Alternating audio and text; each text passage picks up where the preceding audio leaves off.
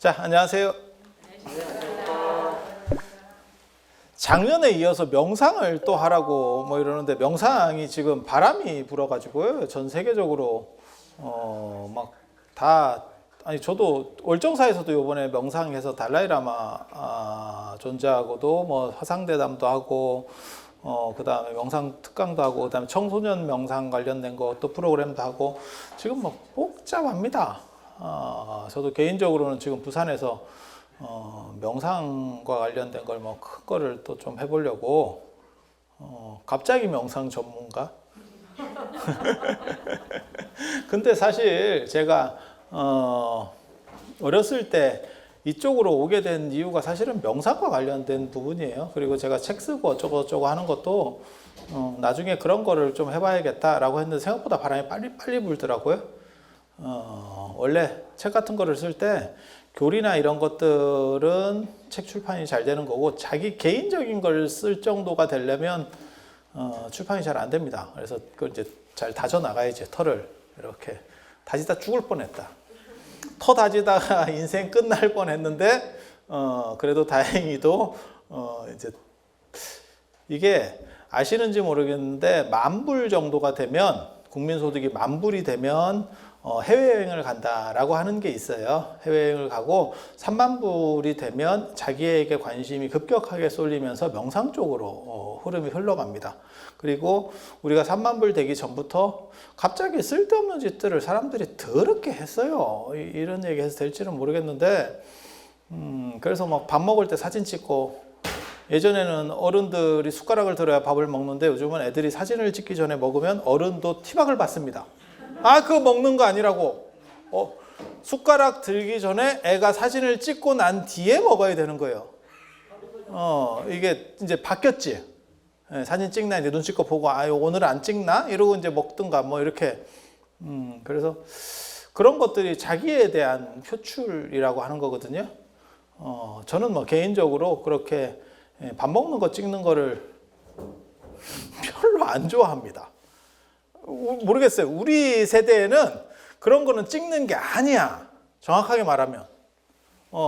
그리고 저희 어렸을 때는 뭐 들고 다니면서 뭐 음식을 먹는다. 그러면 그거를 약간 쌍놈이라고 봤었습니다. 그래서 뭐 몰라요. 제가 하드 같은 거 들고 먹다가 예전에 어른들한테 혼나고 이랬던 기억이 있는데 근데 요즘은 뭐 개나 거리나 다 물통을 차고 다니면서 그다음에 커피를 쪽쪽 빨고 뭐 이러고 다니니까 그러니까 뭐가 옳다라고 하는 건 아니고 세상이 바뀌었다라고 하는 거 그다음에 개인화된다. 원래 들고 다니는 음식은 그게 유목문화입니다. 그리고 농경문화는 놓고 먹는 거고 들고 다니는 거는 유목문화예요. 그래서 들고 다니는 음식 중에서 가장 대표적인 게 햄버거고 햄버거는 몽고에서 만든 음식이에요. 그래서 식기도 필요 없고 그냥 막 들고 뜯으면서 먹는 거죠. 예. 그래서 유목문화 음식과 농경문화 음식은 그렇게 차이가 있다더라 라는 정도 일단 기본적으로 생각을 하시고 그 다음에 개인을 드러낸다라고 하는 것도 저희 어렸을 때만 하더라도 뭐가 있었냐면 개인이 드러나지 않는 게 오히려 겸손하다라고 했었어요. 그런데 90년대부터 뭐 자기 PR의 시대 어쩌고 시작하더라고요. 그러더니 2000년대가 되니까 스펙이 있어야 된대. 스펙이 있어야 돼. 그래서 개인적으로 뭘 했다는 둥, 그리고 나중에는 이제 요즘은 입시나 뭐 이런 데서도 입사 때도 제일 많이 요구되는 게 이제 자소서잖아요. 속칭 자소설이라고도 합니다. 자기가 요만큼 해놓은 걸 가지고 이제 사기를 쳐가지고 마치 뭔가 대단한 것처럼.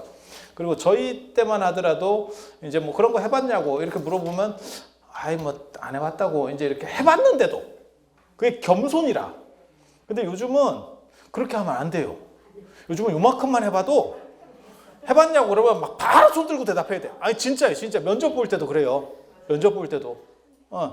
그래갖고 득달같이 면접관의 말이 끝나자마자 바로 딱 그런 거예요. 그래서 자기를 드러내려고 하는 거 이게 강한 거고 그게 나중에는 이제 음식 먹는 거 사진 찍는 것까지 내가 이런 걸 먹고 있다. 개인적으로는 굉장히 좀 불행한 사람이다라고 생각을 하는데 왜냐면 먹을 거밖에 찍을 게 없냐? 그러니까 너를 드러내는 게 먹는 거밖에 없냐? 라고 저는 생각을 하는데 몰라 이게 이제 굉장히 좀 욕먹을 소리일 수도 있는데 다른 걸 드러낼 수 있는 것들을 찾으면 될 건데, 그리고 제가 그런 얘기 하거든요. 그 요리를, 그 음식을 내가 차렸으면 찍을 가치가 있는데, 야, 그거 돈 주고 사 먹는 건데 그걸 왜 찍어? 아니, 저는 그렇게 생각해요. 저는. 그런데 그런 거라도 찍어서 올리면서 계속 내 스스로를 드러내려고 하는 거죠. 그러니까 개인화된 겁니다. 지금 정확하게 말하면 개인화. 그리고 그런 개인화 시대에 있어서 중요한 게 이제 명상, 개인의 행복 추구라고 하는 부분. 그래서 젊은 사람한테도 그게 먹혀가는 거고, 그다음에 나이 든 사람도 똑같아요. 나이 든 사람이 안 죽기는 하는데 뒤쪽만 더럽게 길어졌죠. 그래서 50대 이후가 52요.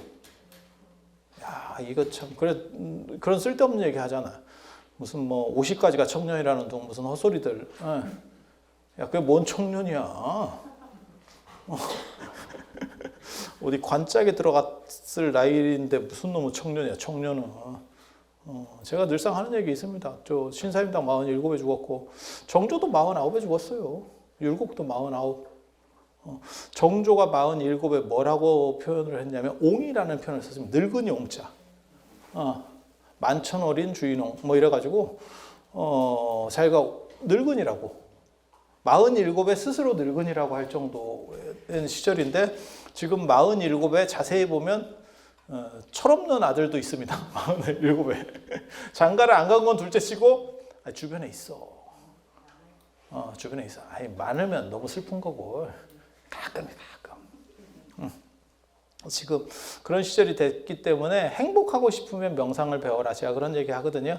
연세가 어느 정도 이상 되면 더 이상 누구랑 같이 놀기도 쉽지도 않아요. 그래서 자기를 조절하는 부분, 그리고 젊었을 때는 에너지도 있고 뭔가 이렇게 해보려고 하는 힘도 있지만 연세가 드시면 경제력도 떨어지지만 에너지도 다 떨어지잖아요. 그래서 잘못되면 쓸데없는 집착만 남아. 그래서 욕심, 그리고 이 잔소리 더럽게 심해져요. 그게 내면이 허한 사람이 오히려 그런 경우들이 많습니다. 자기가 뭔가 일에 집중하고 있고 나에 대해서 생각하는 사람은 사람이 있을 때는 떠들고 없을 때는 되게 조용합니다. 내가 조용한 사람이라니까. 이 말하면 아무도 안 믿더라고. 월정사에서 제가 제일 조용한 스님이에요.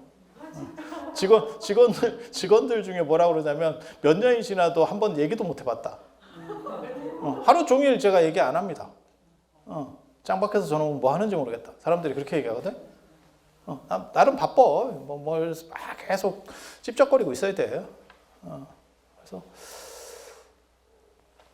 여러분들한테도 말씀드리고 싶은 거는 혼자 있을 때도 그냥 편안하고 다른 사람과 있을 때도, 저는 다른 사람과 있을 때도 별로 불편하진 않아요. 근데 그 사람들이 저를 불편하게 하더라고. 내가 다른 사람한테 불편한 사람이야. 나는 다른 사람과 있어도 별로 안 불편해, 사실은. 뭐 그러던가 말던가. 우리는 뻘쭘하고 이런 걸 또 잘 견디거든. 뻘쭘 이런 것도 굉장히 재밌어요. 뻘쭘하면 세포가 살아나는 것 같아. 그런 재미도 있어요. 그런 재미도 있어요. 그리고 명상이라고 하는 게 지금 나오는 명상들을 저는 대부분 다 사기로 보거든요. 사실 거의 제가 보기에는 한 90몇 %는 사기인 것 같아. 명상이 현실과 유리되는 명상은 전부 사기입니다. 현실 속에서 쓸 수 있느냐? 사실은 그게 관건이죠. 어떤 상황 속에서는 명상이 되고 어떤 상황에서는 안 되고, 그러니까 학교 가는 거하고 똑같은 거예요. 학교 안에서 수업을 하고 그다음에 쉬는 시간은 쉬고 이런 식으로 반복되면은 그건 끝도 없습니다. 계속 했다 안 했다 했다 안 했다. 마치 시계 왔다 갔다 하듯이 이쪽으로 갔다가 이쪽으로 시계추. 이런 비유는 적절한 비유는 아닌 것 같아요. 시계추 괜히 했네, 생각해보니까.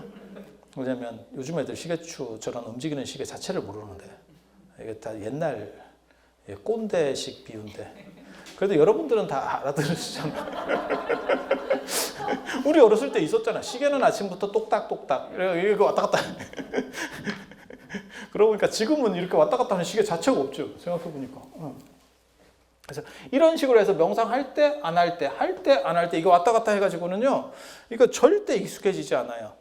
단 내가 새로운 걸 하니까 마치 그 환경 속에서 그걸 하고 있으니까 뭔가 일이 해소된 것처럼 느껴질 뿐이야. 템플스테이의 착각 뭐 이런 거죠. 그런 환경 속에서 안 하던 일 하고 공기 좋은 거 마시고 산책하고 이러면 뭔가 이렇게 풀리는 것 같아.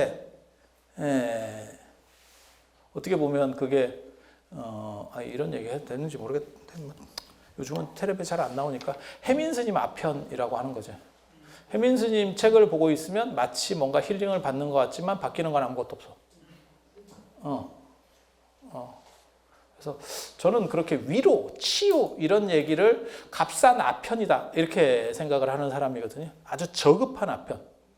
현실이 바뀌느냐? 아무것도 안 바뀌어.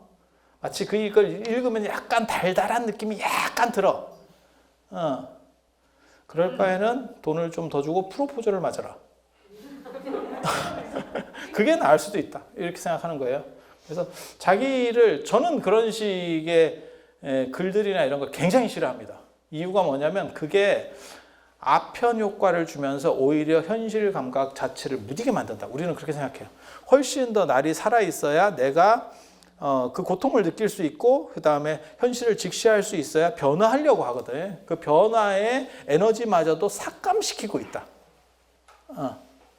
그래서 그런 거에 대해서 약간 저는 부정적입니다. 그리고 그래서 제가 주변에 신도가 별로 없어. 우리의 부정적 에너지.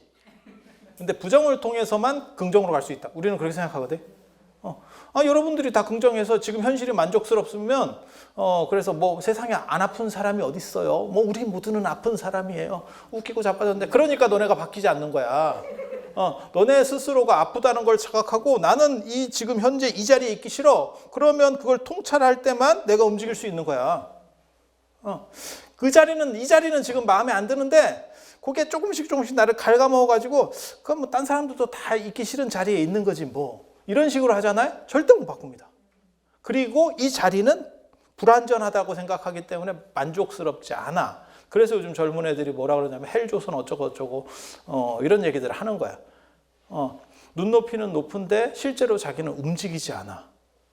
그러면서 불만만 많아지는 거죠. 불만 많아지는 거예요. 그렇게 하면 인생이 지 스스로가 힘들어. 옆에서 보고 있는 부모님도 억장이 무너지지만 자기도 얼마나 힘들어. 그리고 그거 꼭 기억하세요. 애들이 이렇게 있으면 내가 쟤만 할 때는 뭔가를 그래도 했었는데 쟤네는 왜 저러는지 모르겠네. 내 자식은 왜 저러는지. 그거 잔소리하지 마세요. 걔도 충분히 힘들어. 걔도 힘들어. 그러니까 못 느껴서 내가 힘들지 않아서 걔가 그렇게 사는 게 아니에요. 그래서 그걸 말하면 이제 처음에는 꼰대고 몇 번 이상 얘기하면 대화가 점점 단절되지. 그래서 그런 방식은 사실은 올바른 것 같지는 않아요. 그래서 명상에서 가장 큰 핵심은 뭐냐면 명상 이꼬르 삶이 될 수 있느냐? 이 부분이 제일 중요하다고 생각해요. 어떤 명상법도 이런 식으로 얘기하는 경우는 거의 없습니다. 거의 없어요. 전 세계적으로 지금 유행하는 뭐 서양 명상이라든지 인도라든지 이런 것들 제가 보기에는 저게 없는 것 같아요.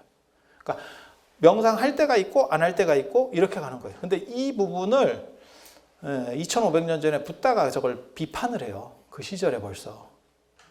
그게 수정주의 비판, 명상주의 비판이에요. 그래서 붓다가 세 명의 스승이 있잖아요. 바까바라고 하는 사람. 이게 고행주의자였고 이건 뭐 별로 얘기할 거리도 안 되고 그 다음에 아라라카라마하고 그 다음에 우타카라마푸타. 이거 뭐 적고 이런 거 하지 마세요. 이거 아무짝에 쓸모도 없어. 아무짝에 쓸모없어. 인생 자체에 도움 안 됩니다. 저런 사람이 존재했었다. 그냥 그 정도만 하면 돼요. 그리고 외우고 싶으신 분은 아라라카라마 우타카라마푸타 이거 잘 안 외워져. 아라라와 우타카 이렇게 아라라와 우타카 이렇게 그러는데 이 두 사람이 아주 명상의 대가입니다. 명상의 대가입니다. 근데 붓다가 고행주의도 포기하고 이 수정주의, 이 명상주의도 포기해. 이건 굉장히 중요한 거예요. 굉장히 중요한 대목이에요.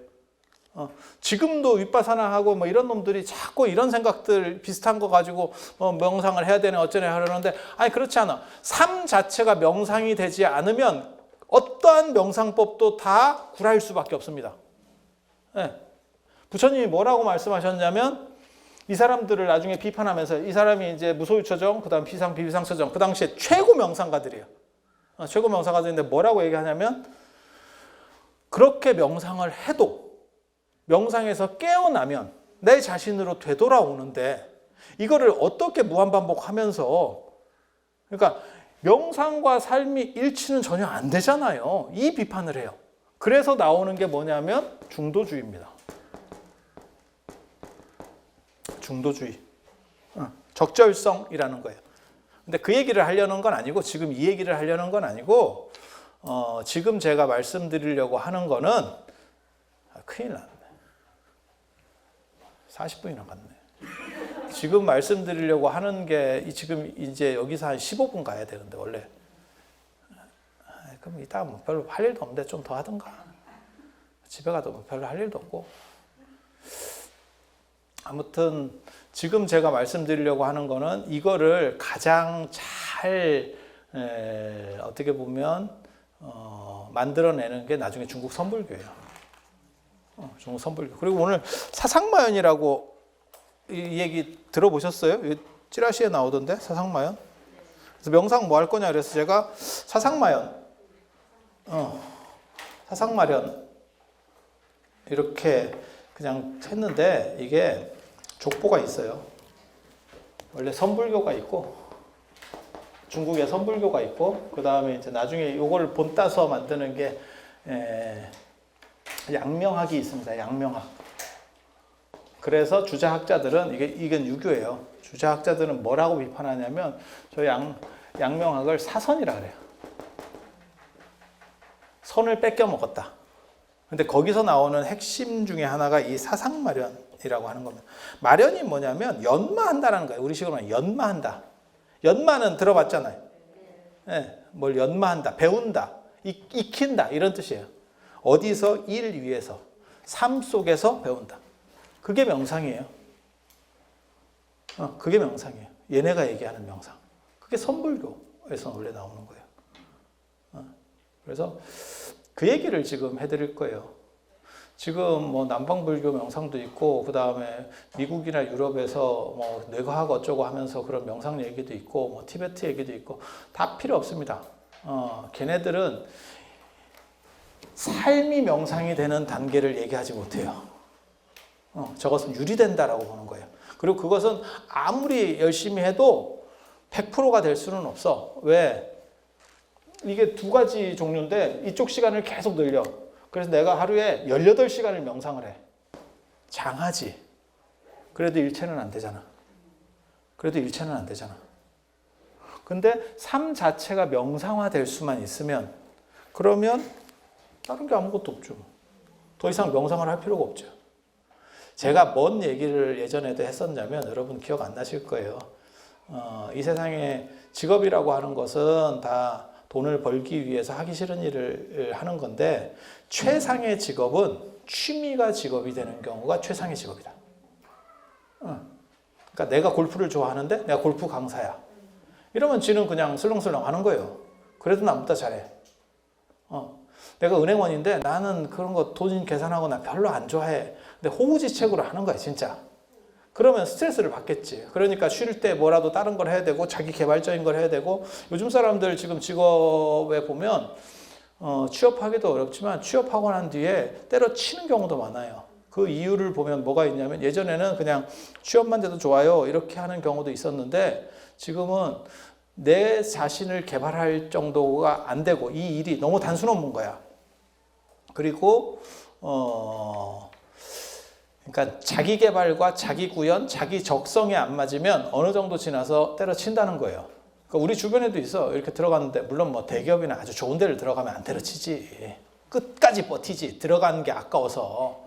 그런데 엉간한 데 들어가면 걔 괜찮은데 왜 때려쳤지? 이렇게 생각될 때가 있거든요. 그게 대부분 거기서 걸린다는 거예요. 그러니까는 커피 심부름 하다가 몇 번 하다가 에이씨 내가 진짜 공부해서 커피 타려고 이 짓을 했나? 이러면서 때려친다는 복사기, 내가 복사기 기술자인가? 뭐 이러다가 때려친다는 거거든. 그래서 삶과 유리되는 명상은 진짜 명상이 아니다. 그리고 이 구조를 완성시키는 거는 선불교밖에 없어요. 선불교밖에 없어요. 그리고 그 선불교를 조금 더 발전시키는 게 나중에 양명학에서 나오는 이 사상마연이에요. 이를 위해서 배운다.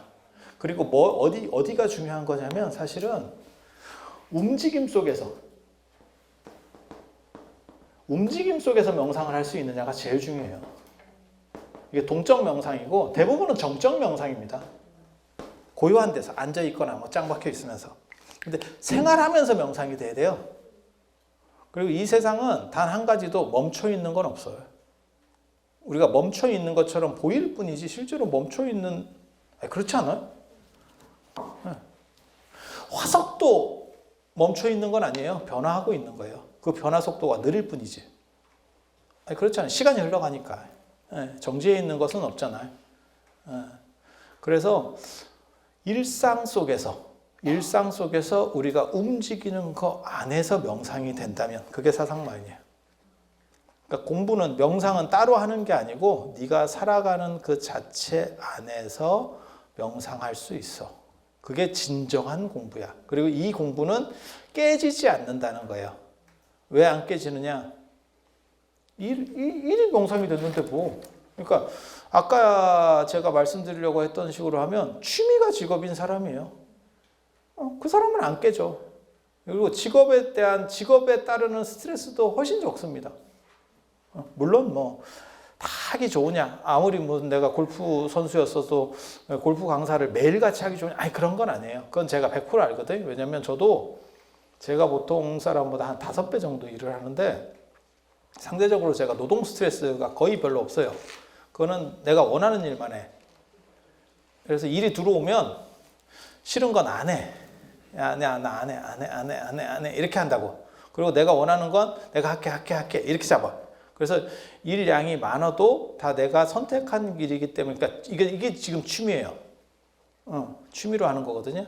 그러다 보니까 스트레스가 별로 없어요. 일 스트레스가. 그러면 다 좋으냐? 여기도 지금 마찬가지지. 여기도 지금 연락 왔을 때, 이거는 재밌는 일이니까 해야지. 라고 하지만 아침에 일어나서 올라 그러면, 귀찮아. 이게 하는 게 힘든 게 아니고 왔다 갔다가 귀찮아. 그게 있겠죠. 막 환희심이 날까? 내가 여러분들을 보기 위해서 막 비행기도 타야 되고, 야, 내가 딸을 잘 뒀는가 봐. 비행기를 타고 간대. 이렇게. 그건 아니요. 그건 아니요. 그렇게 환희심이 나게 보고 싶었으면 딴 데 와서 바꿨지. 1년에 한 번 오겠냐? 내가 제일 웃기는 게 그런 거거든. 꼭 뭐 학교 개학하고 가면 뭐 선생님들끼리 아유 오래간만입니다. 잘 계셨습니다. 그렇게 보고 싶었으면 그 전에 방학 때 바꿨지.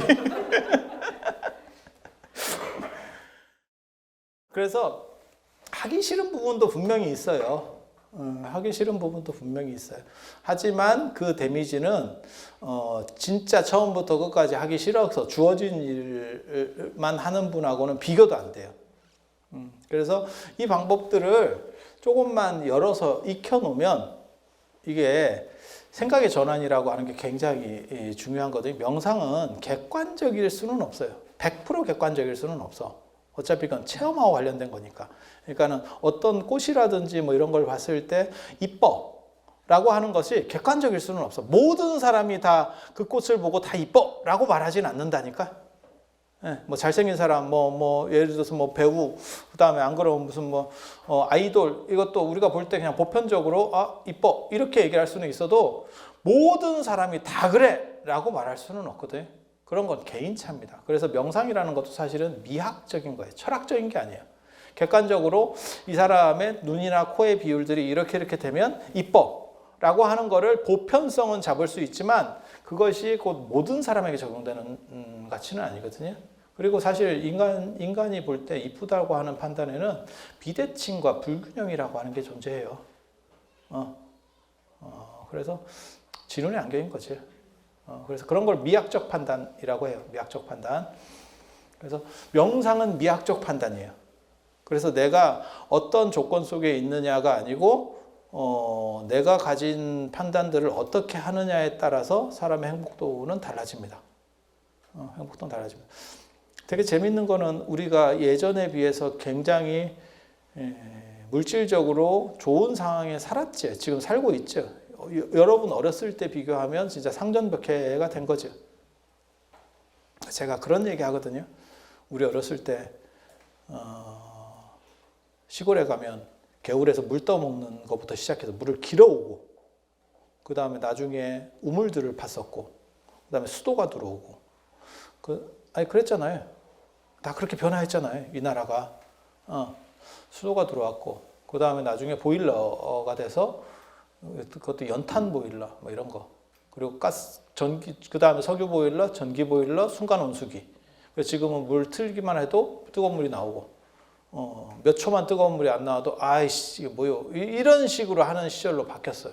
엄청나게 많이 바뀐 거거든요. 저 어렸을 때만 해도 저 기억하는데 겨울에는 세수하기 굉장히 싫지. 왜냐면 그 찬물에다가 손만 담가도 진짜 이게 전기가 와.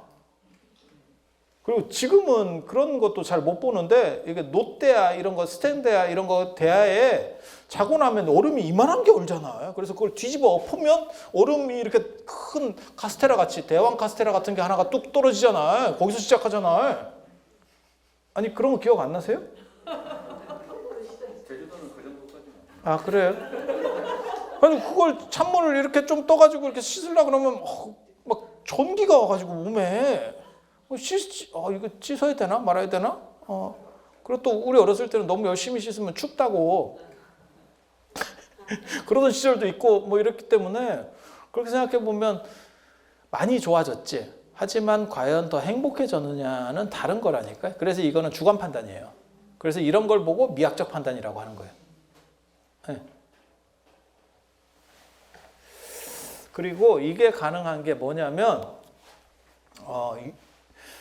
인도에서부터 유럽까지는, 인도에서부터 유럽은 이거 같은 문화권입니다. 이걸 인도 유럽어족이라고 하는 거고, 얘네는 이원론의 세계를 가지고 있어요. 이번에 매트릭스 4가 나온다던데. 그 매트릭스